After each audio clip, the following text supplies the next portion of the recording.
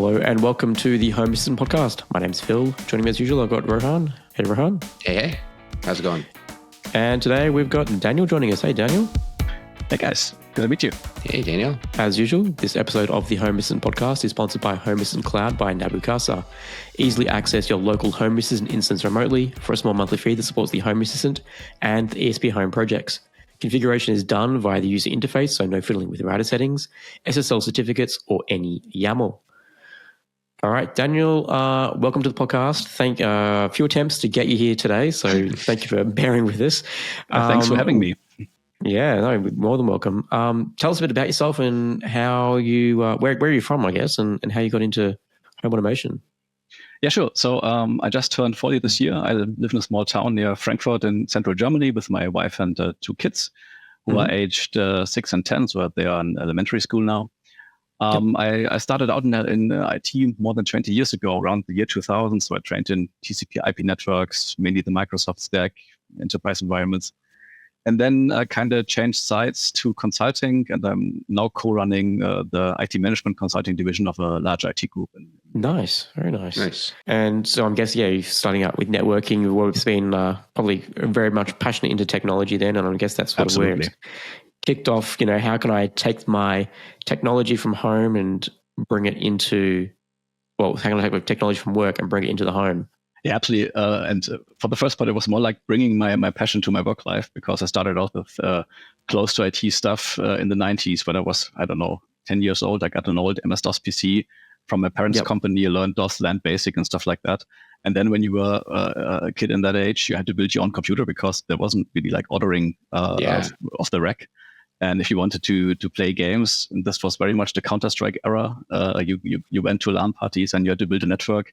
At the end of the day, we had a group going on, hosting parties for 300 to 400 people. So this is where I really learned how networks work and what the pressure is when there's 400 guys screaming in your back because the network is laggy and they can't play.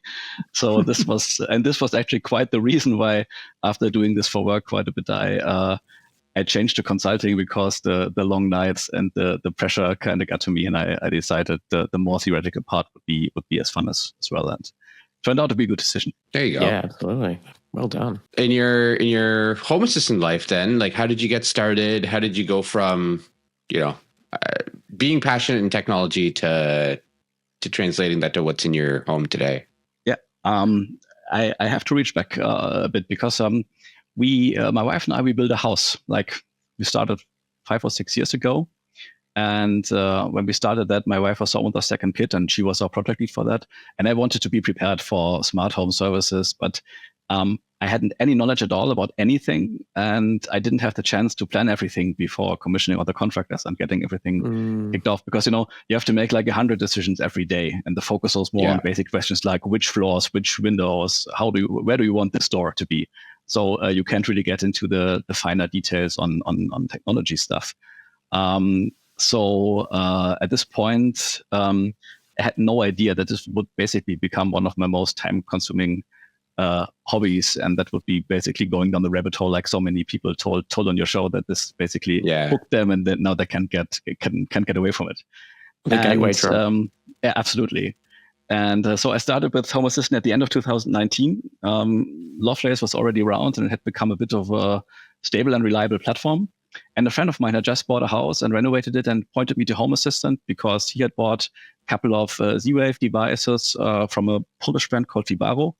And I looked into it, and I loved the concept of the open home, the local focus, privacy, security part, the small company behind this, and this vast ocean of integrations. Because to me, that meant you always have the choice to do something that you would like, and you're not basically limited to KNX or to one vendor, one ecosystem of things. So after Home Assistant fought me successfully for 3 or 4 weeks, and it really took me quite some time to wrap my head around that at this point in time, I figured it out, and I had this aha effect around entities and realizing at some point in time, everything becomes an entity, and then you connect everything with anything, and then anything's possible. And this is when it went click, and I kind of got the platform, device, entity idea of Home Assistant. And I love the speed of the development, how they grow Nabucasa as a company, their feeling for what's next, with energy the year before last year, then voice, how they integrate the core tech building blocks like Z-Wave, JS, like Matter, like ESPHome. So this has just, to me, it felt very natural and a absolutely great product. And I think the team is doing a great job there. And I've been part of this industry for almost 25 years now, and I think it's a very unique thing. If you try to think of something that's the same as Home Assistant from the versatility of the product, but also of the the breadth of stuff that you can do with that, and then the small company behind that. So that's really unique. So I really hope that Paulus continues on this way with Nabucasa, and he doesn't give in when someone probably starts to throw big piles of money at him and keeps it up. Yeah. So that was basically me. I was going in there, and I just wanted to automate a couple of blinds because you build a new house and a lot of windows, and okay, it's going to be very warm in the summer, and you don't want that by yourself. And that was the kickoff point. And boy, that was hard. So getting like I had the contractor who was doing all the I believe you call him Sparky. All the electrical stuff. Great word. We don't have the same thing in German. It's great. And I asked him to put him around 80 Z-Wave modules across the house. Yep. Oh wow. And because it's like 30 windows or so with blinds, and then I also had a couple of lights on my mind. And he said, yeah, no problem. And a day or two later, he came back and said, yeah, I'm really regretting this because it's a really finicky job to do that. But he did it. And that was the starting point. And then I had to get all of those stuff onboarded to a Z-Wave stick. And then I realized that across the whole house, it was a bit of a problem. And that basically sent me on a journey for like 4 months to get that stable. But since then, I was going to say, how do you get 80 devices, particularly like if they're in walls, assuming that you didn't get a chance to pair them as they're going in the walls at the same as a Sparky's running around putting them in? How do you provision those devices once they're in the wall? Like, how do you link them up? Yeah, I was really lucky there because I really didn't think about that at all before I started that. Yeah. Actually, at first I planned to do it myself, putting in all the wall. I was so happy I didn't do that. And with the Fibaro devices, it's great because you can click the button 3 times and then it basically starts the pairing process in Z-Wave. So you can just leave it in the wall. So the Sparky put it in, and they instantly start working because you can switch the relay on the modules, and then. I think it was 2 or 3 months later when we actually had moved in, I had Home Assistant set up and I just, went around the house, did click, click, click, and got everything connected. That was the idea. And then, the fun with UA starts. Like, you do that and nothing happens. And then you do it again and nothing happens. And then 3 minutes later, something happens. But then you started another one and they kind of start to conflict. So you have to offboard them again. And then for the 4th one, nothing ever happens. So you open up the wall and you reach in and you try to get that done, and it was a journey, but I learned a lot. At some point in time, I never managed in the first place to get Z-Wave stable. There was always, especially for the roller blinds, the status never matched in Home Assistant. So I started to read up on the protocol and how everything works, and understood that how the basically. How if 2 Z-Wave messages conflict, one is probably being discarded. So you kind of have to sequence that as best as possible. So because if you know nothing, you just go click and run 20 blinds at the same time. And now I understand that doesn't work. And so I wrote scripts on basically spreading this out over 5 minutes, and step by step, I got it into a stable state. Very nice. Wow. Yeah, I love my Fibaro dimmers. Rock solid, right?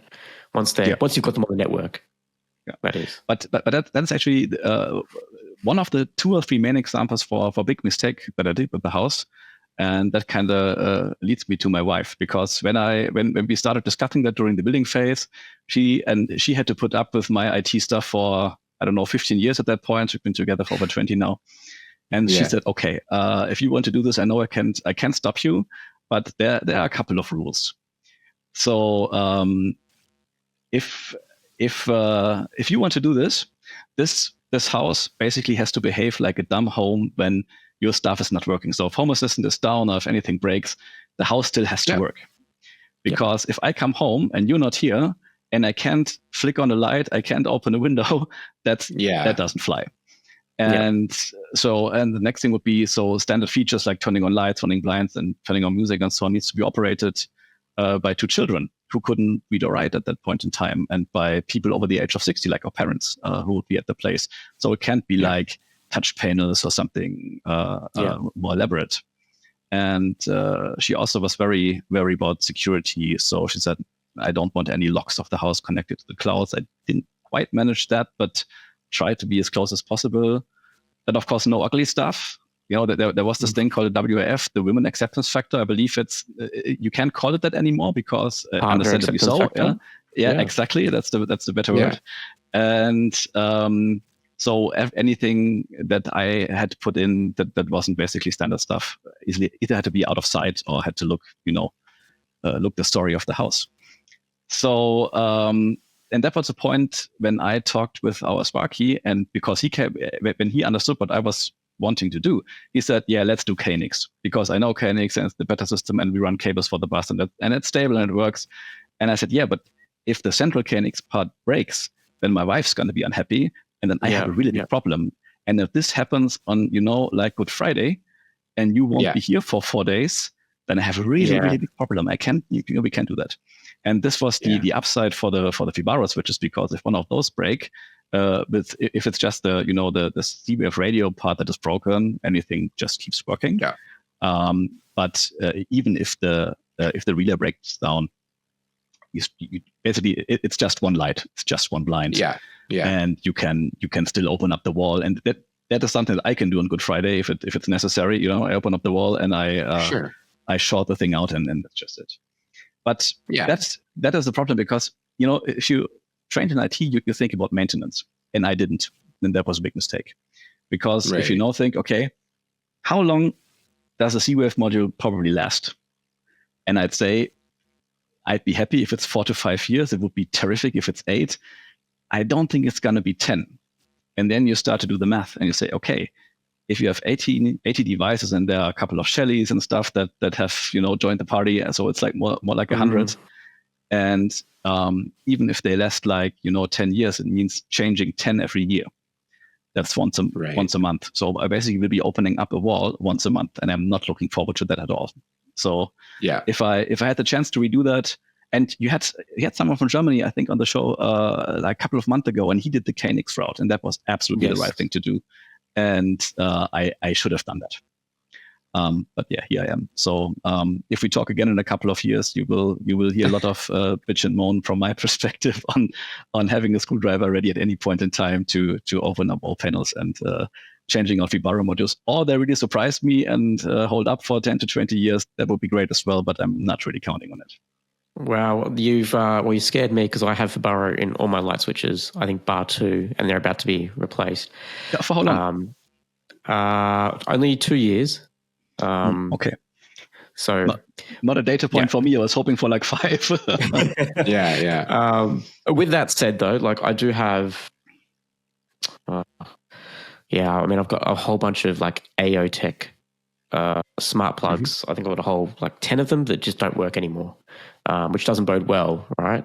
I'm hoping that the Fibaro, they're stuck in the wall. They supposed to be a permanent fixture, right? They should last, right? I think Fibaro is sort of a premium brand. I don't know what the pricing is in Germany, so. But and I just picked them because my friend had them, and he said they're working well, and I really didn't have the chance to pick them out. And my Sparky said, if I want to do KNX, it's 15 to 20,000 euro just for the basic part, and if you want nice switches, it's another 15 to 20,000 euros.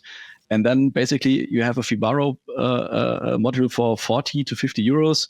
So it was quarter of that. So I was sold. I didn't even look for cheaper stuff. Then that's lucky with that. But at the end of the day, there's at least to think there's a relay in there, and there's a power supply in there who has to transfer the 230 volts we have in Germany down to probably 5 volts for the electronics. And can last 10 years, doesn't have to. we need to meet again in a couple of years to see how I it think so. how Yeah. it worked out. How many Yeah, failure yeah. rates we've had? How many have failed? I have so far 100% successful rate. So that's my 2 years in. let's keep it that way. Yeah. By the way, me as well. For the 80, there were, I think, 2 DOA. And in the last, we moved in early 2020. So this is 4 years now. And I think I changed 2 or 3 from the 80. So I think that's a good quarter so far. So, I just so hope you have had some drop off then. You have had some failures. Yeah. I had one that was completely dead. I couldn't revive that, couldn't repair it. I took it off the wall and tried to dismantle it. And I had 2 where the Z-Wave wasn't working anymore. The module was still switching, but I couldn't get it disconnected to any controller anymore. But at the end of the day, I think that's like 5% over 4 years. That's probably a good rate. Yeah. I think so. Yeah. I hope so, at least. Yeah, I don't know why in my head I'm like I feel like Z-Wave switches die faster because I've gone through 1 round of Z-Wave switches already or light switches, and maybe that's why. But I don't know. I might be. I'm hoping I'm wrong. Maybe it's just it tainting my experience, right? But yeah. So behind you in your background there, I'm seeing like helping hands and stuff like that, right? Yeah. So it looks like you do some soldering, some hardware stuff. I do. What are you doing there? I think ESPHome is the single greatest thing that has been added to Home Assistant because the flexibility it gives you, it's just great. And this is I'm not a very creative person, but I love to tinker around with electronics. And basically try to build stuff that fits the need better than what you get off the rack. And I got started with that when I wanted to build an irrigation system for the garden. And I looked into that, and of course there's off the rack stuff, but that is like hundreds and hundreds of euros for really basic stuff, and nothing was really fitting my needs. And because at the end of the day, I just wanted to switch 6 valves. And that's not that much of a problem. And the first iteration I built of that was putting 6 Shelly 1 switches in an outdoor box next to each other.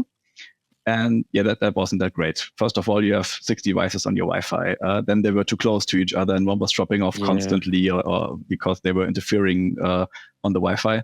I thought, this is like a dirty hack. This isn't really elegant.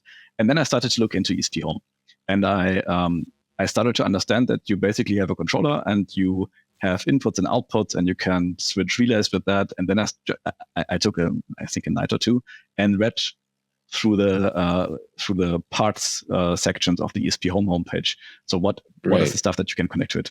And I thought, oh, that's terrific. And I thought, okay, that must be very complicated and hard. And I said, okay, for most parts, it's like connecting 4 wires to 4 pins, putting 3 lines of codes in a YAML file, and that's it. I thought, I can do that. And so I bought a 20 euro soldering iron from Amazon. I started out and I did the dirtiest and worst soldering that probably anyone has ever seen in his life. And but that got me started. So I built the irrigation system, and I kind of started to build that out. So first it was just switching on and off the 6 Hunter valves for the irrigation. Then I started to put on the pump. We have a very small swimming pool, like a pop-up swimming pool for the kids in the summer. It's just 4 meters across. But of course it needs a pump. So I started to, and of course you want to run this pump through Home Assistant because you want to switch it on depending on, time of day and for a certain time. And so I added this, and then I thought, the pool was always cold. And I bought a couple of solar, the small dishes where you can run the water through like some people have on the roof of their houses, but way smaller. And I wanted to know how much does that actually heat up the water for the pool. So I bought 2 DS18B something sensors, the ones which are watertight, and you can just basically put in the water. So I put one in the hose that was coming from the pool and one in the hose that went to the pool, and hooked it up to the same ESP, and noticed that the water wasn't really getting much warmer, so it was in the margin of error. So my kids were right when they were telling me that the pool wasn't getting warmer. So I had to look for something else. And this was hooking me, because you have just one controller for like €3 or €4, and you could hook up anything to that. So and then I started to build other stuff. Actually, at some point in time, I was actively looking for stuff I could build. It wasn't really out of necessity, but it was just fun to, build that on a breadboard, and then having the chance to build smaller projects with perf boards where you can solder on the ESP and solder on the connectors and so on. And then stuff comes up. For example, I have 3 AC units from Mitsubishi, and they are only cloud connected. And this is the worst cloud connection that I've ever seen. It takes like 2 or 3 minutes to get a comment through, and it's very flaky. And it's absolutely an afterthought. You have for each of the indoor units, you have to buy like a €80 white box, and you have to dismantle the whole unit, and have to plug it in, and then you have to run the wire out and fix the box to the outside of your AC. It looks like shit. And so, and of course, there's an ESPHome solution for that, as per usual. So you basically order the right pigtail from AliExpress, have that sent over, wire that out, connect it to 2 pins on the ESP, have a library for that, and you have local control in an instant, and it's just perfect. And it was like, I don't know, 30 minutes per unit, and now you have local control, no cloud, no nothing. Nice. Both ways, and that is, I think, this speaks to the true power of open source, connected to building the electronics more or less yourself with off-the-shelf parts that rarely cost more than €2 or €3. So you put all this together, you have like maybe a bill of material for like, I don't know, $15, $20. That's it. And that's just great.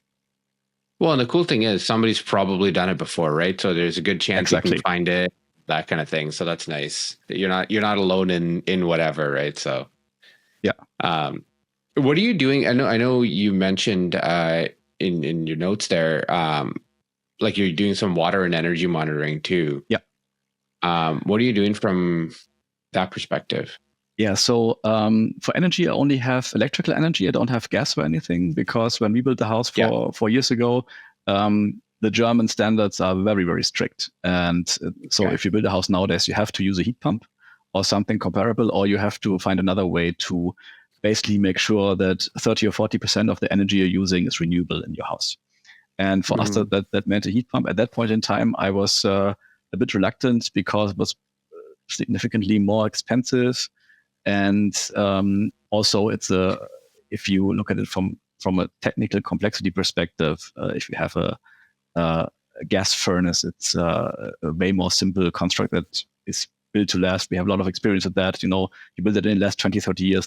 That's great. Yeah. And for heat pumps, not so much. So, but after the war in Ukraine, gas price hikes and so on, I'm very happy and very thankful for my heat pump, because I wasn't struck that hard by the energy price hikes that we saw. But I'm on the one hand, I'm a consultant, so I try to measure stuff to find solutions for problems, and also I'm a data guy. I'm an absolute sucker for data, so I like to measure everything. Yeah. Not that I necessarily need it, but it's just great to do. Yeah. And so the first thing I did was for water. We in Germany, we have very simple water meters. It's just basically water's running through, something spinning. You have like a counter, and that's it. But the manufacturer of the one that I was having was actually selling a read sensor for that you can integrate. So you just have to buy that. And because it's a professional product, it's like €40 for a magnet. But you have to swallow that, and you just screw that in, and then you get 2 wires, and once again connect the 2 wires to an ESP, put a pulse counter on that, and that was that. And so this was very easy to measure the water usage. For energy, for the last 4 to 6 years, we have smart meters in Germany. Which have the optical interface, where I believe that there was someone who was doing an internship for Nabukasa, and he built a standard library for that to monitor this. infrared port and get the data out of it. The protocol below that is SML, I believe. And once again, ESPHome has a solution for that, because you just have to, buy the IR sensor, you put it on there. Once again, connect two wires to an ESP, tell them what you want to do, and that's it. That's it. And this is what I'm doing for 2 energy meters, because the heat pump is on a different meter, because you pay a different price for the energy that you're using for the heat pump. It's a bit subsidized. And so you have one for the heat pump and for your car charging, because that's a bit less expensive. And then you have one for the rest of the house. So I'm basically getting all the info from the meter itself. And then just 2 weeks ago, I built something for the rest of the breaker panel. And in Germany, breaker panels are a bit different. In the US, I had to learn, because I guess probably your part of the world as well, because you have this Christmas tree kind of breaker panel, right? Where you have one line down the middle, and then you have the breakers left and right stuck up. Is it the same with you, or is it just in the US? Yeah. So in Canada, we have that. I don't know, Phil. No, I don't think so. Ours are horizontal. Yeah, here as well. So in Germany, basically, my breaker panel is like 2 by 2 meters. So it's a really big fixture to the wall, and then you have horizontal lines of breakers. And there were like 15 or 20 that I really found interesting to measure, Right. like your dishwasher, your washing machine, dryer, your stove, your refrigerator, stuff like that, where you not only want to know how much energy you're using, but also you want to monitor if something breaks. For example, if the fridge hasn't used any energy for 30 minutes, it's a pretty big chance that it's broken or something that's not working right. And that is something that you can measure and monitor. And so I basically, once again, ESP to the rescue. Because if you try to get into that, you find out it's really expensive. If you look at Shelly, if you want to measure 3 phases with a Shelly, it's like €100. And if you use the Shelly Pro equipment, like the Pro 3, Pro 4, it's only for 1 phase. So you need to be really, really worried that and this is a bit of a problem, because in Germany you have those horizontal lines, and they have connectors on the lower side, and then the cables going out on the upper side. But those connectors are basically connecting 3 phases in an alternating way. So basically you have phase A, B, C, but you can't really be sure how that basically on which phase you are for your breaker. So, and if you then use an if you use a Shelly 4 and you manage to get 2 different phases on the Shelly, you fry the thing instantly, because you have 400 volts between 2 parts. And this is why I tried to build something myself. And for ESP, you basically have small boards. They're called PZEM, and you basically connect neutral and the lead of the phase. Yeah. And then you have a CT clamp also connected. And that is a basically pre-manufactured board. If you order at your friendly Chinese marketplace, you basically get one for like $5. And so I bought 20 and basically built a small breaker cabinet, put in the 20, basically wired them to an ESPHome, and ran back the CT clamps and the wires for the phase measuring to the breaker cabinet. And so I'm basically able to manage and to measure 20 circuits in the house. And that gives you quite a bit of interesting transparency. For example, all the sockets in our living room use up roughly the same energy than my whole server cabinet. And I really wasn't prepared for that.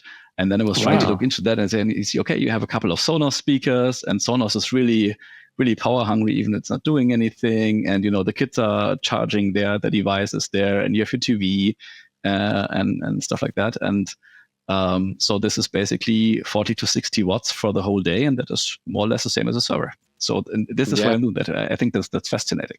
That's interesting. That's very interesting. Yeah, like I know I've tried to put some smart switches on some Sonos speakers, but maybe I need to be a bit more aggressive with that. That's fascinating. I guess it's also a good, like if you've got solar panels, right? Like it's a good way to leverage those, right? So I want to ask a very quick question about your irrigation. Mm-hmm. Did you design the whole irrigation layout yourself, or did you have someone do that for you? Like, how did you decide where the sprinklers were going to go, where the pumps were going to go, or where the controllers were going to go? It's way easier than that because I do not have a tank for that. So basically, I'm using water just from the how do you call it, water main line? I'm quite sure. Yeah, the water mains. Yeah, exactly. And so you don't need to control pumps or pressure or stuff like that. You just have to. You basically have a 1-inch hose coming from the main line. This goes to the, how do you call that? And this is something that I bought pre-manufactured. There was a web shop, and they basically sell a pre-configured part where you basically run in with a 1-inch pipe or hose, and then they have already put 6 valves on that with connectors. Yes, I've seen the same thing. Yeah, so that like is a manifold. Yeah, exactly. And this was the most expensive part. It was like 200, 300 euros or so with everything put together and ready to go. And then for the garden part, I did it really quick and dirty. It's just hoses. So basically, this is I don't have a shed or something like this. It's all integrated to the house. So my wife has 2. The German word is not really translatable. You basically it's something where you grow your vegetables in, but it's not like a house. It's like a high up, high rise. Okay, like a garden bed. Like a planter, like a exactly. planter kind of thing. It's called. It's interesting. I was looking up the word on the dictionary. Doesn't have an English translation, so I can't help you out there. But yeah, it's like a planter, a bit on the level of like a meter up. And this is directly next to the station where we basically have the distribution of the water. So I just ran hoses there, and then I bought another kind of hose, which is not like a PVC. It's like how do you say? Like a poly tube, like black pipe that just goes everywhere. No, it didn't do that because that would have been a lot of work, because you have to, dig that in 50 centimeters deep, because in winter we have freezing temperatures. We have like minus 10 degrees Celsius here. So you, and you can't really be sure that you got all the water out. So this might freeze. But I was thinking about the stuff that you actually, where the water comes out, is basically it's hose that you can just run directly to the ground, and the water starts to trickle out. You don't have to put any holes into that. It's just trickling out. So all you have to do is connect that to a standard garden hose that you then connect to your valve. Very easy. And that is what I did. So I didn't run any piping. I didn't, if anyone who would be doing this professionally would probably say this is the worst job I've ever seen, and they would be right. But it works so far, and I'm happy with if that. It works, that's it. Like, nice. Yeah, but I like it. Yeah, and I'm basically using this for 2 parts of the garden where we grow vegetables, just for fun. Actually, it doesn't yield as much to feed the family, but it's nice. And then we have like a hedge around the garden, and that is needing a lot of water because all of this has just been planted in the last couple of years, so it still needs to be watered quite a bit so it grows and gets thicker and provides a bit of cover. And so this is like 6 circuits that are watering the garden, but it's all built very, it's a very dirty hack. No other way to put it. I know you mentioned some of the stuff you're doing with your car. So you've got a Tesla, you've got a Tesla-made installation, and a special HA dashboard on your Tesla screen. Yeah. And I think this is one of the best part of Tesla, because in the middle of the screen you just have a big browser, so you can do anything with that. And I always had the dream to basically have the garage door open before I come home. And not that it's really necessary, because opening the garage door takes like 10 seconds, but it's something that you can wrap your mind around. And my problem always was I wasn't sure if it maybe could have been already open, and also if there was somebody around who could be, startled by the garage door moving up or down, or might even be trying to walk through or something like that. So I just I have a couple of cameras around the house. Home Assistant added the Reolink, or re-added Reolink, I think a couple of months ago, maybe last year. And they put quite some love into that. And Reolink cameras are really cheap and have quite nice picture quality. So I bought a couple and basically placed them around the house. They're on Wi-Fi, so you just need power. And I also have one on the garage. So basically, I have just built a small dashboard where you can see the 1 or 2 cameras that show the entry to the garage. Then you have a button to open the garage and close it, and so you can just when I come close to home, and I didn't want to automate that because the idea of the garage going down up or down by itself without me doing anything, that was a bit spooky for me. Sure. With like a geofence or something like that, and then once again you drive away, you come back, and somehow the garage starts moving, and I didn't want that. I'm the kind of guy, I like to push buttons. It's as easy as that. A lot of people are asking me why I don't automate more and why I have so many, wall switches. And the cold hard truth, after thinking about that for a couple of years, is I like to push buttons. It's as easy as that. And so basically he can bring up, in the Tesla, I can just bring up Home Assistant in the browser. It's on a shortcut. And I have a look at the cameras. And if everything is good, I just push a button and then it goes up and down. I can, turn on the lights in the garage and the driveway. And I can tell the wall box if I wanted to charge the car as fast as possible or go with solar or whatever. And this is just a nice, a dashboard for the Tesla, which you can skin in a way that it doesn't look like a Tesla interface, but it comes remarkably close. And that's, I think that's great. And I can't think of any other car you can do that with. Think about Elon Musk, what you want. I'm not a fan, but it's a very interesting car for tech enthusiasts, I think. For sure. Yeah. That's really cool. And I think you've got like some cool automations around like reminding you when to charge your car as well. Like, how do they work? Yeah. So when I started automating the garage, once again with an ESPHome, and not only I thought about how you do that, and the motor that is driving the garage door up and down, you can buy a little extension board for that. And this has a couple of relays on there. So the readers are signaling: is the door up? Is it down? Is it moving? And then it also has a couple of inputs where you can basically short them to ground, and then it starts moving the door up and down or somewhere. And I built an ESP for that. And while I was doing that, on your show, I think 2 years ago, someone spoke about how he monitors if a car is in the garage by using ultrasonic sensors.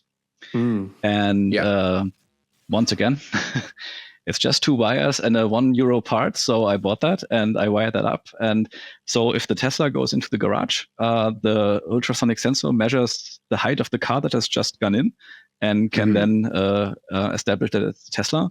And it then basically starts an automation that waits or checks for, 5 or 10 minutes. And if the Tesla is not plugged in, but the battery is below, I think, 25%, it just gives you a notification, say, hey, you forgot to plug in the car.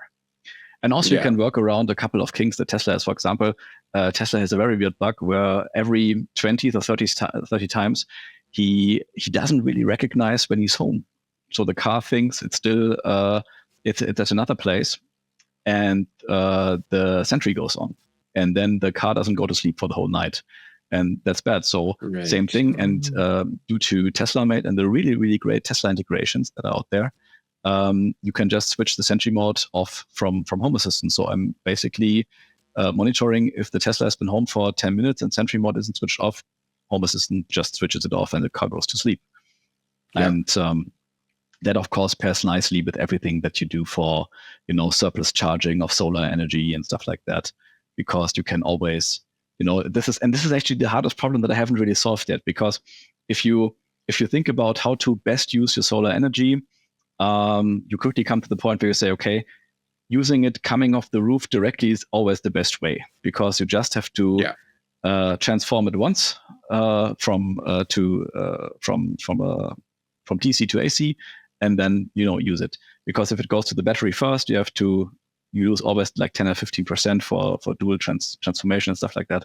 So, but then you get into priorities, and I haven't really found an add-on or on an integration for that yet that is really easy to use and really good for that, because at any given day you have different priorities on how you want to use your power. Maybe it's a day where you want to use your washer and dryer, and as soon as you have enough energy, you want to kick that off because you want to go through a couple of cycles for the day and want to get that done.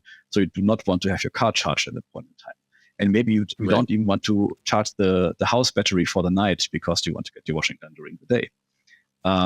You might have the kids' pool set up and they need warm water. And this is also connected to a small heat pump next to the pool, and you might want to give this priority. So actually what I think, what I would want to do is basically look at each morning, look at, like what's the weather going to be, what will be the yield for solar for the day, and how do I want to assign priorities, and basically like a drag and like a to-do list with drag and drop, where you say do this first, then this second, then this third. And implementing this in Home Assistant, I think is quite a challenge, because there are so many situations that you have to catch.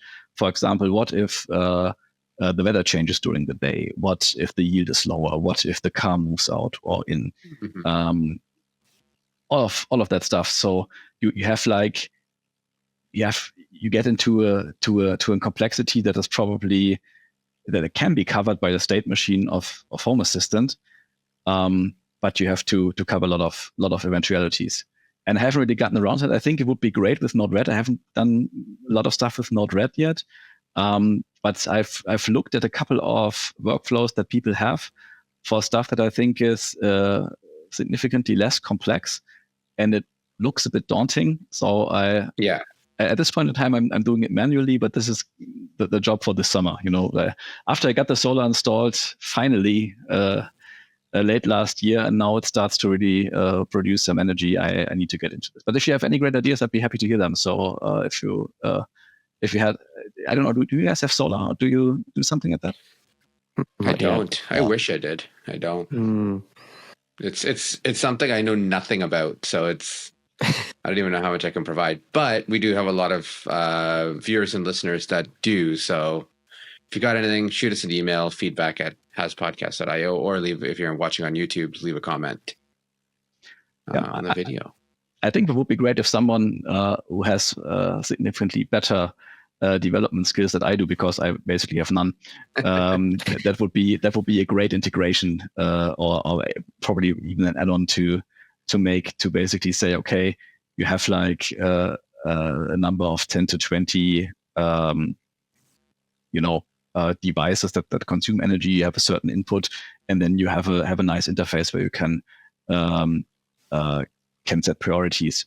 And for example, for electric car charging, that problem is solved. I use something that is called EVCC. I think it's a German group who's doing that. And they have a Home Assistant add-on for to container their solution. Very nice. For this is really great. You can say, do you want to use the house battery or not? Do you want to have it charged by the morning to a certain state? And how much solar energy do you want to use? When do you want to stop? When do you want to stop? You can even wire in something like Tibber or anything that might give you flexible energy consumption rates, and this is solved. But it's just one consumer, the car. And what I was looking for was that, but for like 10 different devices around the house.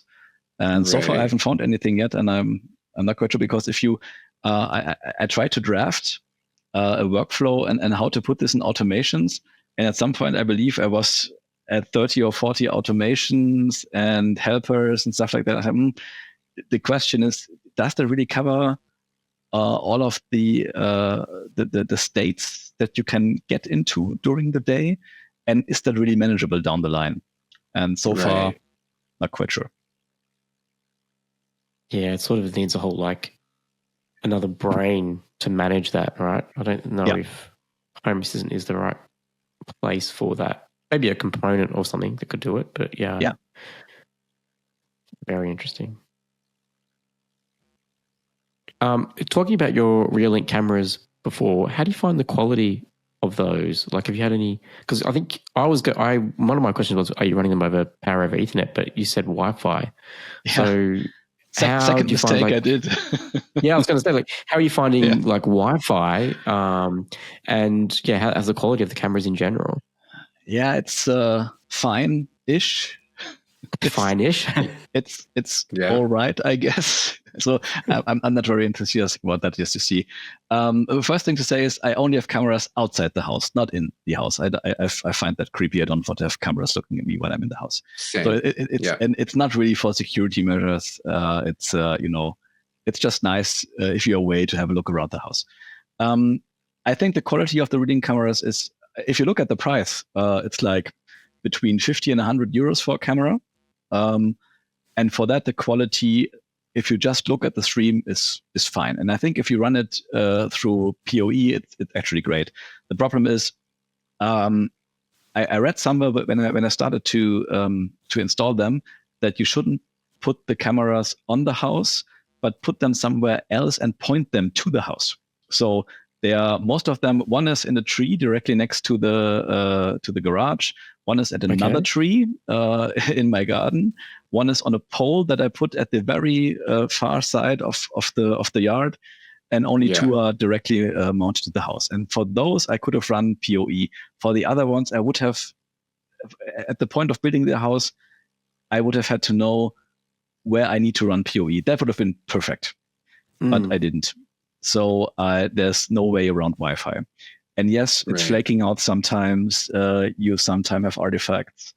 It seldomly drops off.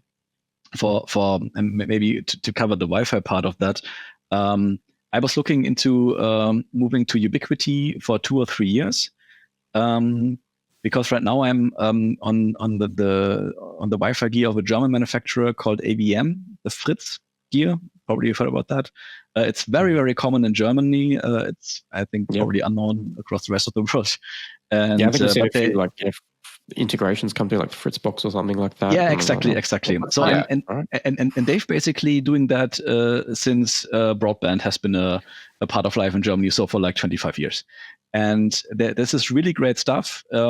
It's not really cheap, but it's not really expensive, and it's very easy to configure. And they basically they sell you the Fritz box, which is the central router, and then they basically sell you Wi-Fi repeaters that you can connect via Wi-Fi or via Ethernet, and they have a mesh network. A lot of like Eero does or Ruckus or stuff like that. And it's but it's really for consumers. It's very easy to configure, and you don't have VLANs, you don't have subnets, you don't have a firewall. Of course, you have a basic firewall to the internet, but you don't have any kind of sophisticated stuff there. So if you want to do more complex stuff, it gets to the boundaries of what it can sensibly do. But I've been running that because it's very easy to do, and now I have 150 devices on the network. And then you get to the point where changing your network gear becomes a bit of a project. And because it's very hard to build out your new network in parallel to that, starting with how do you get internet to your second network, you start thinking about transfer networks and routing, stuff like that. And that actually then gets a bit over my head and over what I'm willing to spend on time on my home network. So I haven't really done the step yet, but the AVM stuff it's fine, it's working, and I have enough repeaters around the house that the Wi-Fi cameras are covered okay, so they don't flake out. Like it's not that they are not sending any image stream for like hours at a time. But if you look at them, especially at nighttime, that they seem to struggle a bit more when it gets dark. It can be a bit spotty. But it works. It's very easy to integrate in Home Assistant for recording and event triggering and identifying objects. I'm using Blue Iris because I'm a Microsoft guy, so I have a Windows server ready, And I think this is one of the main reasons why Blue Iris isn't that common through the Home Assistant world, because it's Microsoft Windows and it's not Linux. And but for me, that's perfect. And the hookup has a number of great videos on how to configure it, and that's absolutely terrific. And so I basically put a graphics card into my server, spun up Blue Iris, and this thing is doing great stuff with. You can recognize people, cars, number plates, animals, anything, and you can then hand this via MQTT to Home Assistant and then run automations from that. And that works fine. Absolutely fine. Nice. Love it. And what sort of automations are you using for those cameras? Like, are you doing like a person detected outside and maybe at night time or something? Yeah, exactly. So basically, if when it gets dark, the house goes into basically the protection mode. And then if someone is recognized, if you recognize a person around the house, you get a notification. I have not done anything like a classic alarm panel with like a siren going off or something like that, because a neighbor of ours is having that, and I think there was never any kind of burglary there. But 10 false alarms every year, where basically the whole neighborhood gets waken up at 3 a.m. in the morning because the thing detected something, and I didn't want to do that. But it's great if you're away and you get notifications, pictures, and video streams, and then you can look what's going on. But it's more like when our solar system was delivered, this was like a truck full of 3 pallets of stuff. It's like half a garage full of stuff. And they said they were coming on Tuesday, and surprise, no one was there on Tuesday. I was away on Wednesday, and I was on a train going from Frankfurt to Munich. And this guy calls me and says, "Hey, I'm here. I want to deliver your solar stuff." And I say, "Yeah, I've been waiting for this 6 months. Great, you're there, but I'm not home." And he says, "Yeah, nothing I can do, but then I have a solution for that." So I basically remotely opened the garage. I watched him on the cameras, and I told him where to put the pallets in the garage, and then I closed the garage again, and that was that. Nice. And I really felt smug about that, because there were a lot of people always asking me, why are you spending all this time, all this money on this? That's why. This is the one time. Yeah, right. The one really time I can use it from that. Yeah, that's so funny. But then again, if you've been doing this for 20 years, you are still amazed that you're on a train going at 300 kilometers an hour from Frankfurt to Munich, and you're looking at a camera stream from your house. You're remotely opening your garage. You're talking to someone and telling them where to put stuff and closing your garage again. I mean, this is just great. This is I couldn't have imagined that 10 years ago, and it's just terrific. Right? Yeah. Totally agreed. Imagine what it'll be like in 10 years' time. Yeah. I know. I'm going to be 50. That's the downside. But aside from that, it's going to be great. That's funny.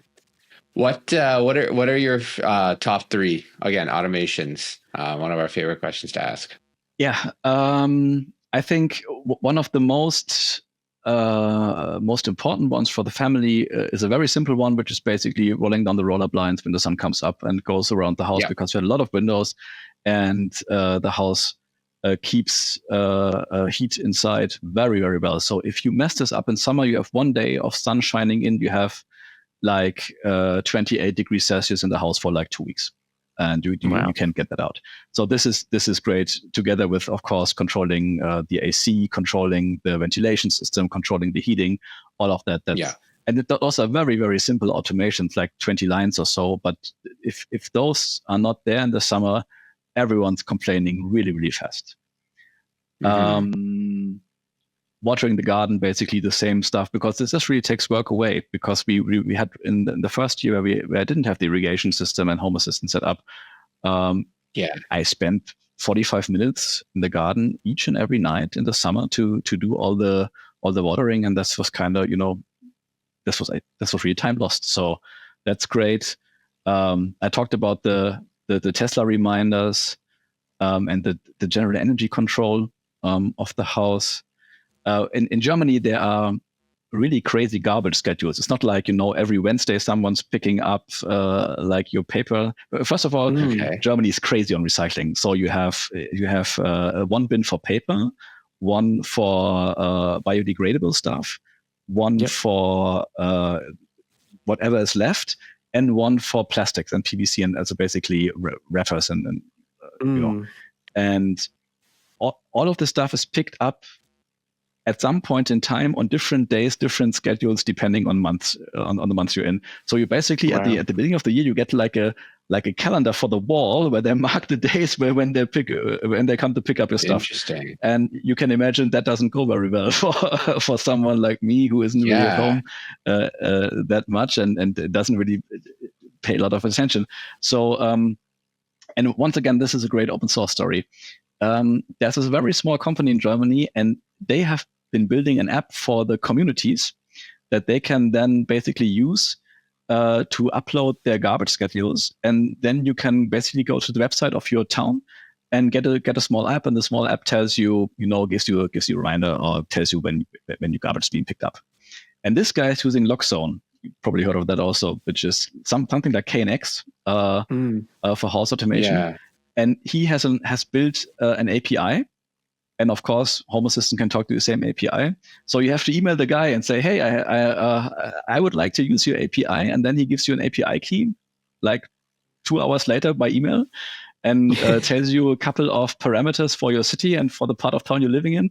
And I've been querying this API once a day for the last 3 years. And it basically gives you in a structured, like a JSON format, gives you the pickup schedule for your stuff. And then I have the stuff that everyone does, like you have a light that turns a certain color depending on what's being picked up, and you have on the Sonos system at 6 in the evening, basically with the Nabokasa speech synthesization. How do you call that? Yeah, text to speech. Yeah, text to speech, exactly. So I think the Nabokasa service is great for that. It's great quality and it just works. And it basically tells us, hey, have you remembered to put out the bin? And then someone gets up and puts up the bin, and then that's that. And that's great. Yeah. And one thing that's also great, Home Assistant put on, I hope I don't butcher the name, Guy C on the stuff, I think in the last 2 or 3 months. And I had noticed him because he was building an integration for Meural. Meural is a Netgear picture frame. It's like a 20-inch picture frame. And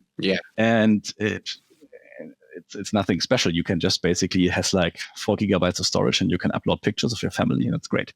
But for the Home Assistant integration, because you can connect everything to anything, it's really getting interesting because now basically have different albums on it for different parts of the family, like my wife's family, my family, and friends who come visiting us. And they usually have their smartphones with them. So I recognize their smartphones on the guest Wi-Fi, and then basically the picture frame starts to display pictures with them on them. So it's like this is like kind of a little, there's this term basically saying at a certain level of technology, it becomes to feel like magic. And that's that. Yes. So basically, my mom walks in and the picture frame starts to change to photos that basically has my mom in them. And that's right. It's not only a neat party trick. It's from an emotional perspective, it's always nice. And that's always that's great. And shout out to Guy C, who has been maintaining this for the last 3 years. Great integration, and has really given a lot of fun to my family. I have the same, I have the Meural canvas as well. And that's sort of, where my next level is, right? Like I've started uploading, all the albums and, getting all the photos and okay, now how do I detect, when our friends are coming over? I'm starting to use calendar events, if it's got this person's name in the calendar, we know, all right, they're coming over on this day, then the automation will be all right, set also the playlist to this. Yeah. Because you don't have everyone tracked or facial recognition for everyone, right? It's hard to know. Someone that has never used your Wi-Fi before, right? You may not, or they've got a new phone. How do you know if they're on your network or if they're in the house, right? So, just having a calendar event, assuming that you run your life by a calendar like I try to do, is one way. I do have a question for you, though. How do you find the Meural in general? Because I have issues with the gesture detection. We'll just walk past and the menu will pop up, or a photo will change. I've actually gone to the point where I just want one photo on. I don't want the photos to change every few minutes, right? So I want just one photo a day or 2 photos a day. So I've actually just put like playlists or albums, one photo in each album, and then I get Home Assistant to control the playlist, because I don't want people just walking past the mural and the photo changing. I don't know if is that just. Have I got a dodgy unit, or you found the same thing? No. I have the same problem, and we actually have it in the kitchen at some point. So our kitchen is like an L shape with part of a counter coming out of the wall, and it's basically exactly on the wall where the counter comes out. So there's no one walking in front of it, but someone in the vicinity is usually enough to bring up the menus. So I have disabled all of the gestures because I don't need them. And this is exactly the quality of interfaces that I have come to expect from Netgear. But the Meural, I think from a device point of view, the Meural is a really great device, because the picture quality is great, and the frame looks nice, and it's I have it in white, and the passepartout, though the inlay is exactly the same offset that our wall, so it fits really nice. So I'm a big fan, aside from the interface. And to get the pictures on there, a workflow that has turned out well for me is my wife and myself, we both have iPhones, so we are using shared albums in iCloud. Yep. So everyone can just put pictures in there, and this album is then connected in the Meural app to a Meural album. So every picture I put in there, I just have to open the Meural app, then it detects it. Of course, you have to open the app. It's nothing in the background. And it just adds it to a Meural album. And then there's a certain API endpoint on the picture frame itself that you can call, and it gives you all the albums that the frame knows, and it has like a 10-digit number for that. And I put all of those numbers. Basically, I have one album per year, and I have one album per visitor. It's like 5 groups of people that I track, and I put those into a list helper element, and if no one's there and I'm just going through the daily standard operation, then Home Assistant randomly picks out 1 year and shows one photo, and then I use the standard Meural functionality, or I think changing the photo every 20 or 30 minutes. So it's not like rolling through that, but it's more like 2 a day, and that is basically for the kids, because the kids are usually standing in front of picture frame, and they're happy to see something, and it's more like once a year, once a day, and that actually works quite fine. The only thing is you have to manually read the number for a new album from the API endpoint and put it into the helper element, and then I think I define that I have an automation running once in the morning to do the random selection and tell Meural what to play, and then another thing that I think is quite interesting. I didn't find any reliable way for Meural to detect if someone was in the room or not. And the energy usage of this thing is quite substantial. It's like, 15, 20 watts or something like that. So I didn't want to have it turned on all day when no one was home. And for that, I'm using ESPHome, which is also, I think, a great solution. So basically recognizing phones and Apple Watches via BLE. And if someone is close enough to a ESPHome node in the kitchen, or in the it's more like a kitchen living area, kind of thing, then it basically turns on the Meural. And if you're gone for more than 10 minutes and no one's there, it turns off the Meural.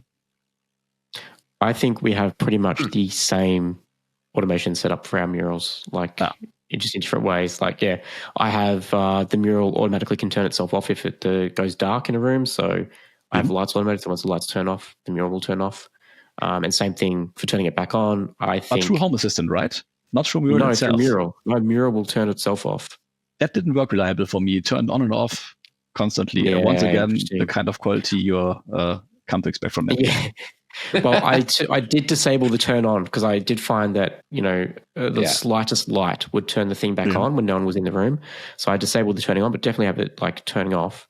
And then for turning on, just motion sensors, right? If a motion sensor in a room detects someone's in the room, the lights will turn on, and eventually the Meural will turn on as well, based on Home Assistant telling it to turn on. I do want to know more about your warning messages and status that you're using on the Meural that I think you mentioned too in your email. What kind of warning messages do you mean? Right. Now I get this. Yeah, you can use the image or the media library from Home Assistant to basically tell Meural to I'm not, because it's like 3 years ago when I built this up. I think the way it works is you tell Meural to play a certain JPEG that it can then read through the network from Home Assistant, from an open share, or you can upload it through the API. I'm not quite sure. So what I was doing there was pre-manufacturing a couple of, for example, for the garbage schedule, a couple of messages. And then Meural basically displays them based on automation. So basically, you just tell him show this JPEG, and then that works. That works fine. That is really cool. Like, yeah, maybe even that's like I really like that. Like, maybe just do like a ChatGPT generated AI image of like, this week's bin's going to be. That's an interesting idea. I haven't thought about that yet. Yeah. Because the problem was you could only use pre-manufactured stuff. And but with image generation, that could, of course, you can generate it on the spot depending on text input and then upload it. So it could maybe really be. At the beginning, I experimented with capturing images from the camera and then loading up. But at the end of the day, so the idea was if someone pushes the doorbell, the Meural shows a still image from the doorbell, because from what I can understand, it doesn't really show video streams. It can't do that. No. It can show short video clips that are pre-uploaded, but not really from the network. And I said, okay, it's enough if I have a still image from the camera. But I really, it didn't work out because the whole workflow of fetching the still image exactly and then shrink it down in the right format, upload it to the Meural, then show it. That was like 30 seconds after I was at the door, so it wasn't really helpful. So I stopped doing that. But if you can do that a bit faster with a GPT kind of image generation on your Home Assistant Edge node, and then basically upload this in like 1 or 2 seconds, that might be interesting. I'm even thinking like just for like your garbage, like you could just generate one in ChatGPT and then save it on your Home Assistant instance, right? And then when it's Wednesday or Thursday, when that particular bin needs to go out, you just that preloaded image, good to go, right? Yep. Yeah. But you could also use dynamic information. If you have an alert in Home Assistant, you can, have a standard image, kind of print the text into the image and then upload the image. But at the end of the day, the question is, what does it replace? And it's always easier to just have a notification sent to your mobile, and it's absolutely more flexible. But from a technical perspective, it's an interesting challenge, I think. I mean, at the end of the day, right? Like we have visual cues around the house. Like if the washing machine is finished and no one's taken out the washing yet, like the lights are green, right? But maybe that's too subtle, right? Like, or you've got to be looking. Or if it's daytime and the lights aren't on, then that's moot, right? But maybe if if the washing's been in there for more than an hour, change the photo on the frame, right? That's interesting idea. I like those possibilities. I really like that. Okay, you give me some ideas. I'm going to have to play around with that. Expand my automations for my Meural. I like it. See, makes it easy. I don't have one of these. No worries. I think one of my go-to ones I want to talk to you about today too, we haven't had someone since, I think it was James ages ago on the podcast. So maybe you got the idea from James on the podcast, but kids' allowances and how you're automating them through Home Assistant. I think James was pretty much doing Home Assistant to give allocate screen time and almost creating a digital currency. I don't know how far you've gone down the rabbit hole. Yeah, no, not that. I remember that one, and that might have been the inspiration. But I urge everyone to listen back to that episode because it's terrific what you did there. It's very easy around here. So the German tradition basically is that your kids get their allowance once a week, and it's like a couple of euros because my kids are very small, still young. And so Home Assistant is basically every Monday morning is just incrementing a helper element. And then because I know during the school year, I know exactly when we have breakfast on Monday morning, which is like 7 a.m. in the morning. And so at 7:10, Home Assistant makes an announcement through the Sonos speakers and telling my kids the balance of their loans, so they know what they can do during the week. And of course, they love that it's very easy, and but it's also very helpful for my wife and myself, because my kids don't really carry on money. And they have like a piggy bank, but it's not like they have like a wallet or something like that. And so if we are out and about and they want to purchase something with their allowance, we can just we have it on the main screen of Home Assistant in the app, and we just buy it for them, and we just deduct it from their account, so to say, and that's that. That makes it really easy. That's cool. But it's a very easy, from a technical perspective, it's not really sophisticated. And so have you automated, like, if they do some chores, give them some extra credits or anything, or if they're brushing their teeth with the Bluetooth integration? No. Once again, that's a great idea. But I think from a parenting perspective, there's no money in brushing your teeth, because you have to do that, and I'm not paying my kids to brush their teeth. But for chores, that is a terrific idea. There's a German tradition where kids have to, take a broom out and to the street and clean the driveway and stuff like that. But there's no automation for that. That's all manual. But once again, you start thinking you could use the camera. You could identify your kid. You then could identify what he does have in his hand. I'm not quite sure if you could identify a broom. Well, you have to try that. But knowing my son, who turns 11 this year, he probably walks around with a broom for 30 seconds each day and kind of checks up his allowance. So you would have to put some safety features on there to not go broke in like a month. Yeah, exactly. That would trick the system. Maybe it's like an NFC tag. They tap it with their phone and say, "Yep, I've done this chore," and then you have to approve it or something, right? That would be a great idea. Yeah, validate That's it. Funny. Trust but verify. That's right.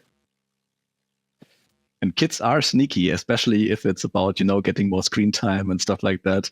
The ways they find to get around restrictions that they have on iOS or stuff like that. It's really quite a thing. One other thing I had was driving a lot of your automations and stuff like that. Like, again, automations inherently are automatic, right? But when you do one-off changes and stuff, do you prefer voice? Do you prefer tablets? Do you prefer your phone or whatever, or just use your browser or whatever? Like, what is it? Yeah. So it's mostly the phone. My wife and myself, we have the Home Assistant app on the phone, and this is probably for 75-80% of the interactions.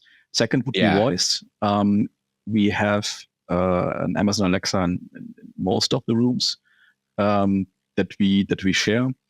So like turning on and off the lights. I think the single greatest thing is you get into the shower and you forgot something and you're still wet and you don't want to get out the shower. You can just go out, Alexa, turn on the light, turn off the light, turn on the music. I don't know. And this is great. Or also when you're on bed, we have an LED strip under our bed for like indirect lighting in the bedroom, and you don't have to reach down or reach for a remote. So you can just say good night and it turns off the light. That's terrific.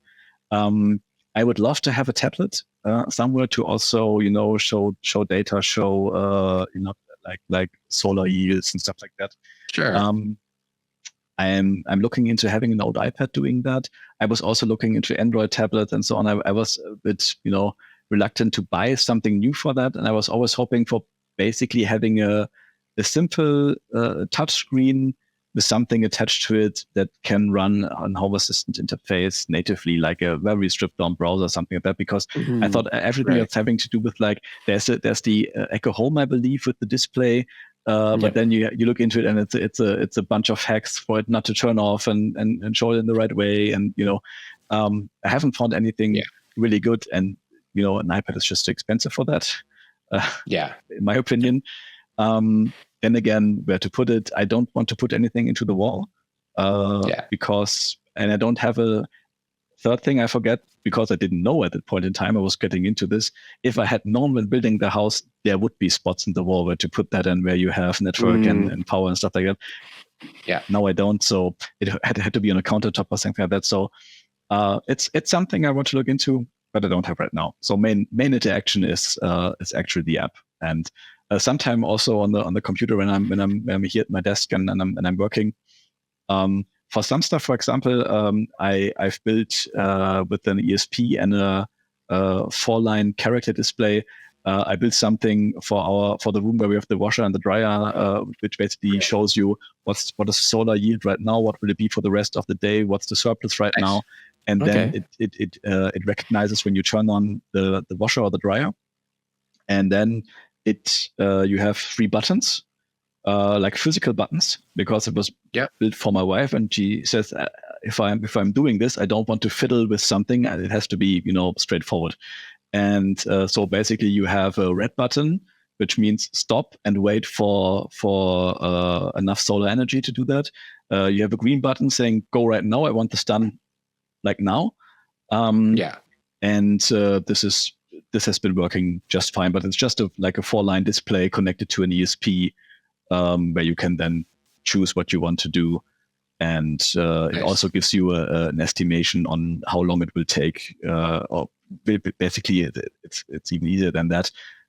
It looks into this hour and the next hour, and if it estimates that the energy that the washer or the dryer needs will be sufficiently covered from the solar on the roof, then it basically gives you this information. Okay, go with it, or no, do it right now.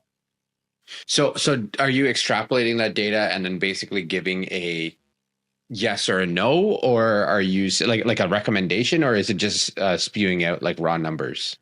No, it's a recommendation, because my wife isn't into thinking about how much this is like 1,000 watts and this is like 2,000 watts for heating up. So it's basically giving a recommendation. It basically says and it's yes or no. It's not like a percentage. It's not like an elaborate calculation on your confidence.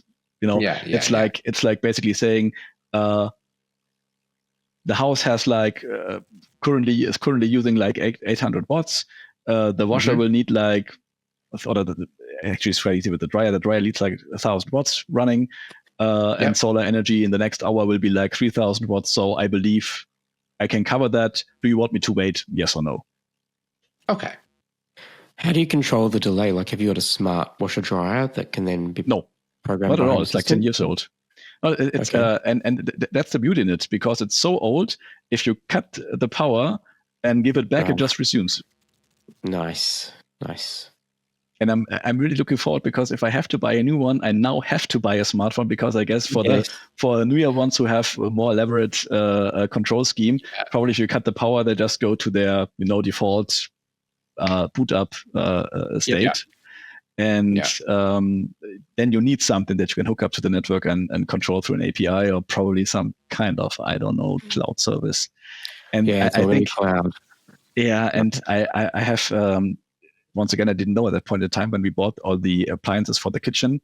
There's a German brand called Miele, which is quite common, and their cloud service is so bad. You can integrate this with Home Assistant, but it's slow, it's flaky, it's not local. What can you do?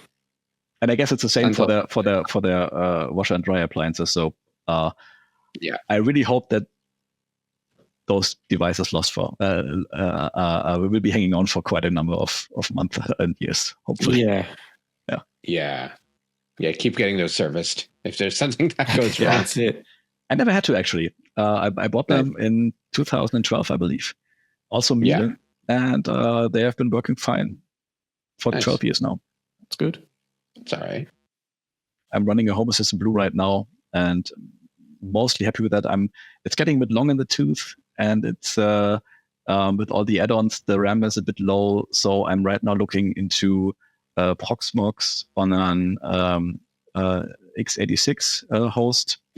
But I haven't done that yet, and I have to learn a bit up on this, because, as you know, I'm a Windows guy, and I don't know nothing about Linux, Proxmox, and all of that stuff. But I think it's very, very interesting. So this will be a couple of nights.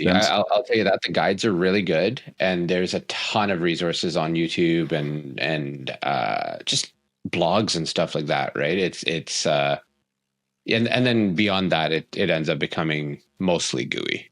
Right. Yeah, and the thing is, my fear always was if something, if it completely breaks, then okay, you just rebuild it and recover from backup. But for all those, that those gray areas where it just doesn't work right, and you have to go into analysis and troubleshooting on a command line based system that I don't really know, that is a bit scary for me.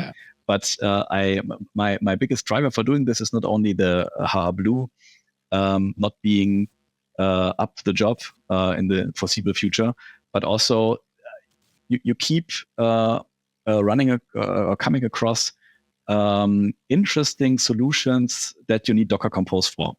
But you basically just have Docker containers which are not an Home Assistant add-on because Frank hasn't built it yet, or it doesn't want to. Yeah. And so I wanted to have on the same host the chance to do that. And from what I understand, with Proxmox, you can basically have one VM for the Home Assistant OS fully supervised, and then you can just have a different VM with an Ubuntu probably and Docker running on that, and that would be very, very interesting. And I have to get into that.